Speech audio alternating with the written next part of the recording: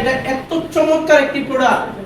আমার কাছে কিছুদিন পূর্বে আমার এক ফ্রেন্ড, ও বিয়ে করবে কিন্তু ভয় বিয়ে করতে পারছে না। বলতেছে আমি তো বিয়ে করতে গেলে সমস্যা, আমার তো পাইলসের সমস্যা। ও আমাকে ছবিটা দিয়েছিল, ছবিটা আমি মোবাইল থেকে বের করে দেখালে আপনারা বুঝতে পারবেন কি অবস্থা। প্রচন্ড পরিমাণে রক্ত বেরোতে থাকে এবং একজন পাইলসের রোগী কতটা কষ্ট পায়, কতটা যন্ত্রণা পায় এটা তিনিই জানেন। একজন মা বছর 2 বছর পর পর একটা বাচ্চা দেয়, তিনি প্রতি বছরে একবার হয়তো ব্যথা অনুভব করেন, মার জন্মদানের ব্যথা অনুভব করেন। কিন্তু একজন পাইলসের রোগী প্রতিদিন 3 বার কষ্ট করে। পাইলসের রোগীর কিন্তু পায়খানা ক্লিয়ার হয় না। পায়খানা কি ক্লিয়ার হয়? অল্প পায়খানা হয়। ভয়ে তিনি পায়খানাকে দেখলে আজরাইলকে যেভাবে মানুষ ভয় করে, পাইলসের রোগী পায়খানাকে এইভাবে ভয় করে। এবং উনি পায়খানাতে বসে যতবার আল্লাহকে ডাকে, তিনি যদি আল্লাহর প্রেম করে আল্লাহকে বিশ্বাস করে রাখতো, তিনি আল্লাহর ওলি হয়ে যেত। ঘামতে ঘামতে ঘামতে ঘামতে অবস্থা খারাপ হয়ে যায় এবং আল্লাহকে ডাকতে ডাকতে চিৎকার করতে থাকে পায়খানা করার সময়। তিনি যদি এই অবস্থায় রক্ত পড়তে থাকে নিজের শরীর থেকে, তাহলে আপনি বুঝেন কি অবস্থায় তিনি থাকেন।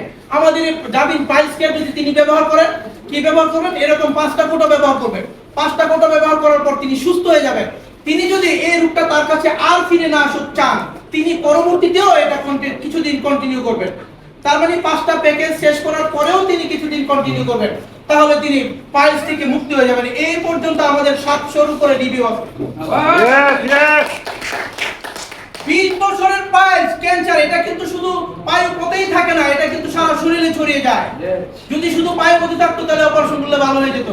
এটা কিন্তু অপারেশন করার পরে আবার মুভ করে, তার মানে শরীরের অন্য জায়গায় থাকে, এটা আবার নতুন করে আপনার শরীরে জমাট বাঁধে, এই পায়ের পথে আবার পাইলস তৈরি করে।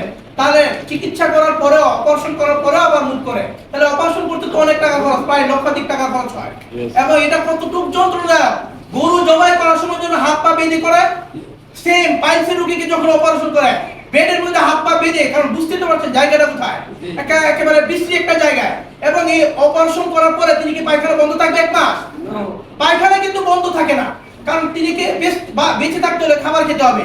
আর খাবার খাইলে, খাবার যখন খাবে ডাইজেশন হয়ে ওটা কুলনে যাবে, কুলন থেকে পায়খানা হয়ে বেরিয়ে আসবে। আর উনি পায়খানা মানে অপারেশন করার পরেও এই ক্ষত অবস্থায় তাকে পায়খানা করতে হয়।